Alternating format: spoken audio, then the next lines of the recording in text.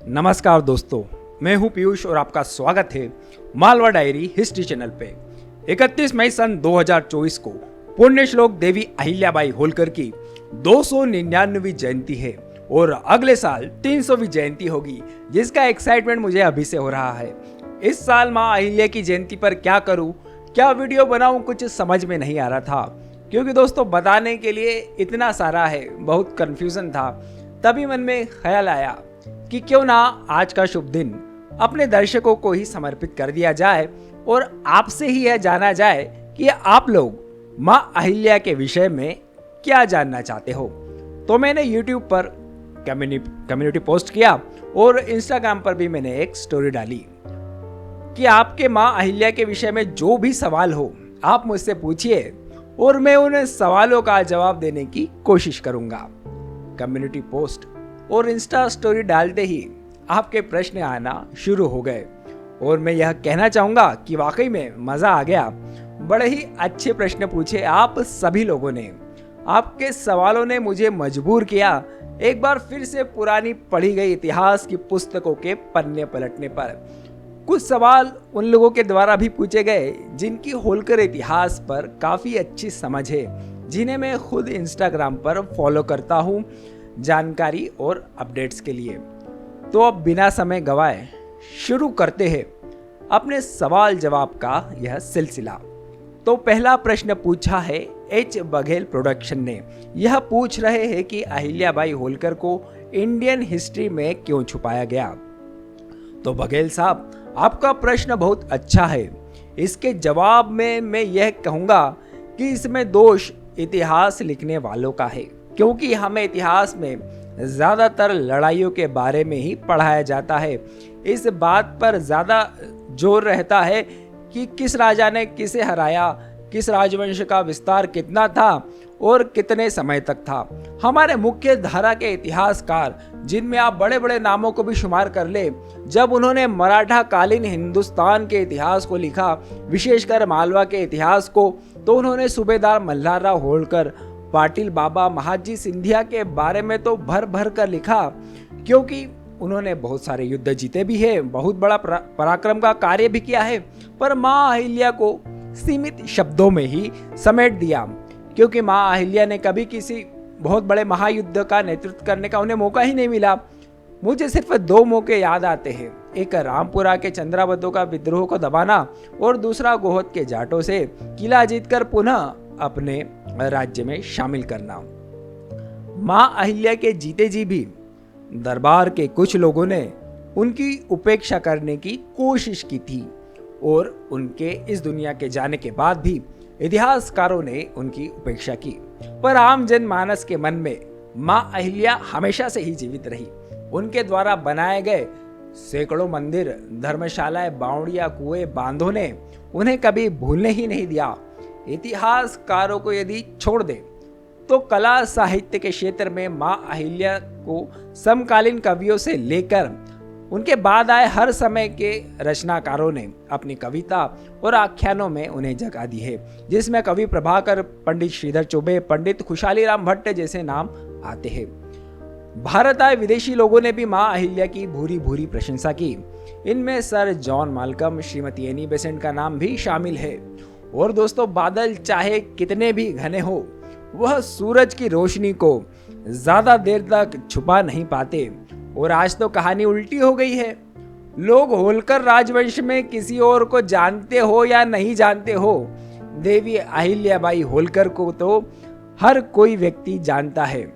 दोस्तों, बढ़ते हैं अब अगले सवाल पर, जिसे पूछा है MI फैन 4781 ने कि देवी अहिल्याबाई होलकर जी ने कितने मंदिर बना दिए इंडिया में। तो भाई साहब, अहिल्याबाई होलकर जी ने पूरे देश में मंदिर, धर्मशालाएं, घाट, बावड़ियां और कुएं बनवाए। एकदम सटीक नंबर तो मुझे नहीं पता, पर फिर भी अगर सिर्फ प्रमुख मंदिरों के निर्माण और पुनर्निर्माण की बात की जाए तो यह संख्या मोटे तौर पर 70 के आसपास होगी, क्योंकि कई सारे मंदिर ऐसे भी हो सकते हैं जिनके निर्माण के पत्र या रिकॉर्ड नष्ट हो गए हो। इनमें मंदिर के आसपास बनाए गए धर्मशालाएं, बावड़ी, कुएं और अन्य निर्माणों को मैंने नहीं गिना है, नहीं शामिल किया है। इनमें कुछ प्रमुख नाम काशी विश्वनाथ मंदिर, गया का विष्णुपद मंदिर, नासिक का श्री राम मंदिर, पुष्कर का मंदिर, अयोध्या का श्री राम मंदिर, संगमनेर का श्री राम मंदिर, ऋषिकेश का गणपति मंदिर के साथ अनेक मंदिर और सोमनाथ के मंदिर को कौन भूल सकता है। तो इस तरह से बहुत सारे मंदिरों का निर्माण उन्होंने करवाया। अब अगला सवाल पूछा है अहिल्या दस्तक 942 ने, ये पूछते हैं कि लोक माता अहिल्याबाई होलकर जी द्वारा बनाए हुए कुएं, बावड़ी, मंदिर आदि तीर्थ स्थानों पर वर्तमान में किसका कब्जा है। हाँ जी, किसका कब्जा है।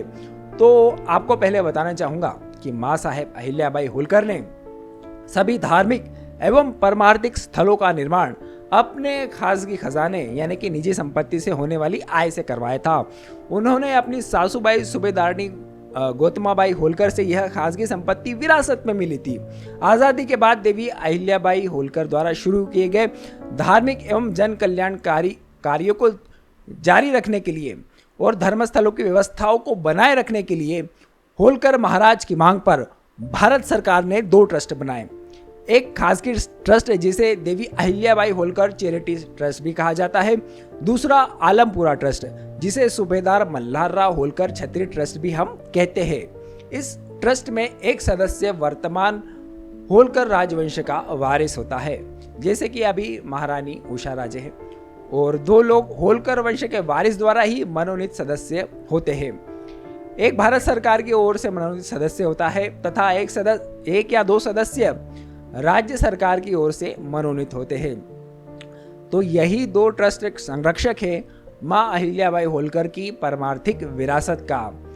पर कहीं कहीं पर धार्मिक स्थल सीधे राज्य शासन के अधीन भी हो सकते हैं या निजी स्वामित्व में भी हो सकते हैं यदि उन्हें यह दान दिया गया हो तो।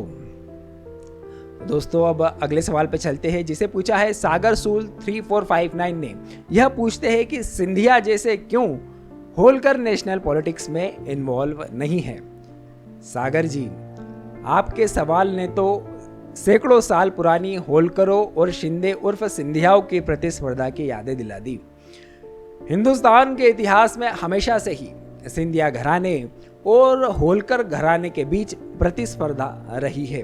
कभी होलकरों का पलड़ा भारी रहा तो कभी सिंधियाओं का पलड़ा भारी हुआ।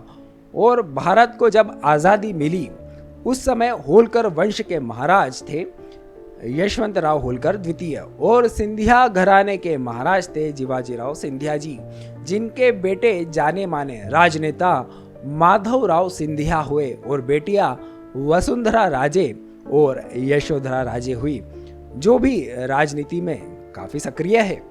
महाराज जीवाजीराव सिंधिया भी भारत की राजनीति में काफी सक्रिय थे, पर होलकरों की तरफ से न तो अंतिम महाराज यशवंतराव होलकर ने राजनीति में गंभीरता से भाग लिया और न ही उनके बाद उनके वंशजों ने राजनीति में कोई विशेष रुचि दिखाई। इसलिए आज हमें राष्ट्रीय राजनीति में होलकरों की तरफ से सिंधियाओं जैसा प्रतिनिधित्व देखने को नहीं मिलता। पर होलकर घराने के ही श्री भूषण सिंह होलकर एक ऐसा नाम है जो कि महाराष्ट्र की राजनीति में सक्रिय रूप से काम कर रहे हैं। तो दोस्तों अब अगले सवाल पर चलते हैं, जिसे पूछा है अमय गीते साहब ने, जो कि खुद होलकर इतिहास की गहरी समझ एवं ज्ञान रखते हैं। मेरे लिए यह बहुत खुशी की बात है कि इन्होंने सवाल पूछा। अमय साहब पूछते हैं कि what's the theory around Nathoba, was he adopted, यानी नाथोबा के पीछे क्या कहानी है, क्या उन्हें गोद लिया गया था। तो पहले मैं यह बता दूं कि मां अहिल्या की सुपुत्री मुक्ताबाई साहेब को सन 1768 में एक बेटा हुआ जिसका नाम नाथोबा उर्फ धोंडीबा रखा गया था। पर सन 1790 में नाथोबा बहुत बीमार हो गए और इसी साल नवंबर सन 1790 में उनकी मृत्यु भी हो गई। अब यह बात तो साफ है कि नाथोबा मुक्ताबाई साहेब और उनके पति वीर यशवंतराव फणसे की ही संतान थे। उन्हें गोद नहीं लिया गया था, तो फिर यह गोद लेने वाली बात कहां से आती है। तो मुक्ताबाई साहेब और यशवंतराव जी ने रेवाजी नाम के एक लड़के को गोद लिया था, जो कि कहते हैं कि उन्हें नर्मदा जी के किनारे मिला था। नर्मदा जी का एक और नाम है रेवा। इसलिए इस लड़के का नाम रेवाजी रखा गया था। हालांकि इस बात के प्रमाण नहीं है कि रेवाजी को नाथोबा के जीते जी गोद लिया गया था या नाथोबा की मृत्यु के उपरांत उन्हें गोद लिया गया था। दोस्तों, अमय का हेरिटेज एमपी नाम से एक पॉपुलर इंस्टाग्राम पेज भी है जिसे आप लोग देख सकते हैं।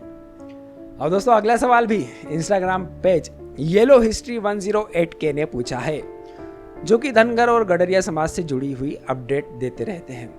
इन्होंने पूछा है कि अहिल्या देवी का और अवध के नवाब शुजा उद्दौला का कोई किस्सा हो, जो मेरी जानकारी में तो नहीं है पर लोग कह रहे हैं, अगर हो तो बताएं। जी, मैं भी यही कहना चाहूँगा कि मेरी जानकारी में भी फिलहाल ऐसा कोई किस्सा नहीं है जो कि नवाब शुजा उद्दौला और माँ अहिल्या बाई होलकर से डायरेक्टली जुड़ा हो। फिर भी मैंने एक बार इतिहास की किताबों को फिर से खंगाला, उसमें सर्च किया, पर फिर भी कुछ नहीं मिला।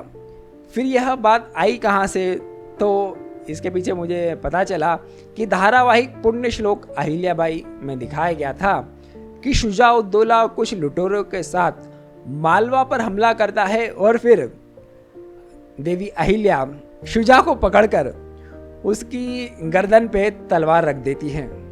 तो यह बिल्कुल ही काल्पनिक और हास्यास्पद एक वाकया उन्होंने प्रस्तुत किया, जिसका वास्तविकता से संबंध नहीं था, और इसी बात से लोगों के मन में यह गलत भ्रांति फैल गई। अब दोस्तों, अगला सवाल पूछा है भावेश देशमुख व्लॉग्स 4140 ने।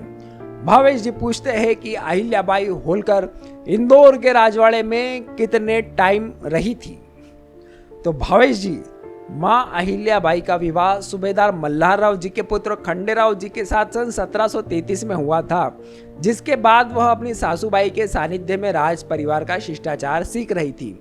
जैसा कि मैंने पढ़ा था कि शुरुआत में सूबेदार मल्हारराव होलकर इंदौर में खाली पड़ी एक हकीम की हवेली के ऊपर 2 मंजिल बांधकर रहने लग गए थे। उन्होंने इस कोठी के चारों ओर दीवार भी बनवाई थी मजबूत। अब राजवाड़े के निर्माण से जुड़ी शुरुआती जानकारी जो है ना, वो बहुत स्पष्ट नहीं है। कुछ लोग कहते हैं कि सन 1747 के आसपास राजवाड़े का निर्माण हुआ या फिर शुरू हुआ। तो हम सभी जानते हैं कि मालेराव जी की मृत्यु सन 1767 में हुई थी, जिसके बाद माँ अहिल्या ने अपनी राजधानी महेश्वर शिफ्ट कर दी थी। इससे आप लोग अनुमान लगा सकते हैं कि माँ साहेब राजवाड़े में कितने टाइम तक रही होगी। एकदम एग्जैक्ट आंसर इसका नहीं दे सकता हूं मैं। अगला सवाल पूछा है यादनेश पवार जी ने, जो कि पूछते हैं कि सोशल एवं administrative reforms bye Devi Ahilyabai Holkar. तो यादनेश जी, देवी अहिल्याबाई होलकर खुद अपने आप में ही एक जीता जागता सोशल रिफॉर्म थी, क्योंकि 18वीं शताब्दी में जहां महिलाओं का शिक्षित होना ही दुर्लभ था, ऐसे समय में इतने बड़े राज्य की जिम्मेदारी संभालना अपने आप में एक आश्चर्य की बात है। हालांकि बहुत बड़े सोशल और एडमिनिस्ट्रेटिव रिफॉर्म जिस तरह के छत्रपति शिवाजी महाराज ने किए थे, वैसे माँ अहिल्याबाई होलकर को करने का मौका नहीं मिला, क्योंकि उनकी शक्तियाँ सीमित थी।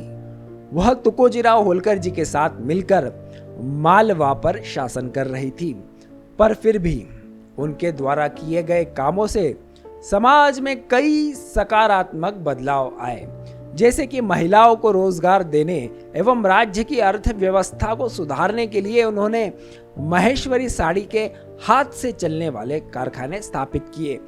उन्होंने अपने राज्य में खेती का रकबा बढ़ाया और जंगल काटकर खेती योग्य बनाने के लिए गुजरात से पाटीदार समुदाय को लाकर महेश्वर में बसाया।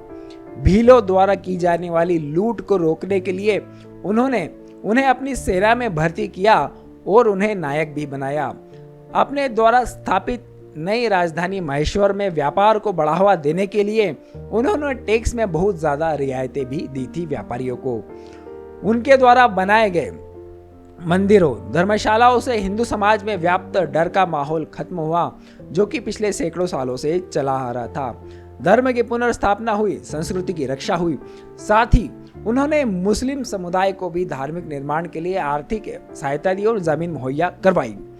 माँ अहिल्या ने जगह जगह पे लंगर एवं भंडारे चलाए, जिसकी वजह से गरीबों और ब्राह्मणों को भूखे नहीं रहना पड़ता था। इसी तरह की कुछ स्कीम हमारे पीएम भी चला रहे हैं। अब अगला सवाल पूछा है दिव्य नाव नरवणे जी ने। यह पूछते हैं कि मल्हारराव जी ज्ञानवापी मस्जिद को तोड़ने गए थे, फिर क्या हुआ? तो नरवणे जी मैं इस विषय पर एक वीडियो बना चुका हूं, जिसे आप देख सकते हैं। फिलहाल संक्षेप में मैं आपको बताना चाहूंगा कि सूबेदार मल्हारराव जी के साथ पेशवा नाना साहेब की भी यह इच्छा थी कि ज्ञानवापी मस्जिद की जगह पुनः मंदिर का निर्माण किया जाए। पर जब मल्हारराव होलकर जी इस मुहिम पर निकले, तब उस समय वहां के नवाब ने काशी में निवास करने वाले ब्राह्मणों को डरा धमका दिया था और कहा था कि यदि यहाँ पे कुछ ऐसा हुआ तो तुम लोगों का यहाँ पर रहना मुश्किल कर देंगे, तुम्हारे प्राण संकट में आ जाएंगे। तब यह सभी ब्राह्मणगण पेशवा नाना साहेब के पास गए और उन्होंने बताया कि हमारे साथ ऐसा ऐसा हो सकता है, इसलिए आप इस योजना को यहीं पर छोड़ दे। बस क्या था, उसके बाद इस मामले में फिर आगे कुछ नहीं हुआ। फिर आगे चलकर जैसा कि हम सभी जानते हैं कि पुण्यश्लोक देवी अहिल्याबाई होलकर ने ही ज्ञानवापी मस्जिद के पास में ही काशी विश्वनाथ मंदिर का निर्माण करवाया, जहां पे एक ब्राह्मण की कुटिया थी जिसमें वह शिवलिंग रखा हुआ था। अब दोस्तों बढ़ते हैं अगले सवाल की तरफ, जिसे पूछा है मोटिवेशन थॉट 0008 ने। यह पूछते हैं कि राजमाता अहिल्याबाई होलकर मराठा है या नहीं और उन्होंने कितने युद्ध जीते। आपने 2 सवाल पूछे हैं। पहले सवाल का जवाब तो मैं दे चुका हूं कि उन्होंने 2 मुहिमों में भाग लिया था और दोनों में ही सफलता उनको मिली थी। अब रही बात माँ अहिल्याबाई होलकर मराठा है या नहीं, तो इस बात में कोई शक नहीं कि माँ अहिल्याबाई होलकर मराठा रानी थी। महाराष्ट्र की भूमि से आने वाला हर एक योद्धा मराठा था, फिर चाहे वह किसी भी समुदाय से हो। पर आपका आशय यदि उनके पर्टिकुलर समाज से है, तो मैं आपको यह बताना चाहूंगा कि वह धनगर समाज से आती थी। दोस्तों अब बारी है आज के हमारे इस क्वेश्चन आंसर सेशन के आखिरी सवाल की, जिसे पूछा है सक्सेस पॉइंट साइंस एकेडमी के द्वारा। इन्होंने पूछा है कि हाथ जुलाई कर किस पर लागू होता था। तो सबसे पहले मैं इस सवाल को थोड़ा ठीक करना चाहूँगा, जहाँ तक मैं समझ पाया हूँ कि हाथ जुलाई नहीं, यह हाथ झुलाई होता था, जो कि दबंग जमींदार या सामंत अपने इलाके में से गुजरने वाले राहगीरों या व्यापारियों से लिया करते थे और बदले में उन्हें सुरक्षा की गारंटी दिया करते थे। तो दोस्तों आज इतना ही। आशा है कि मेरे द्वारा दी गई जानकारी से आपको कुछ लाभ हुआ होगा।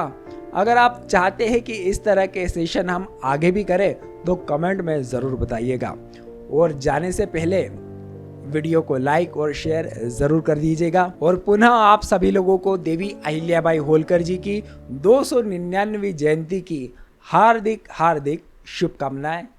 धन्यवाद।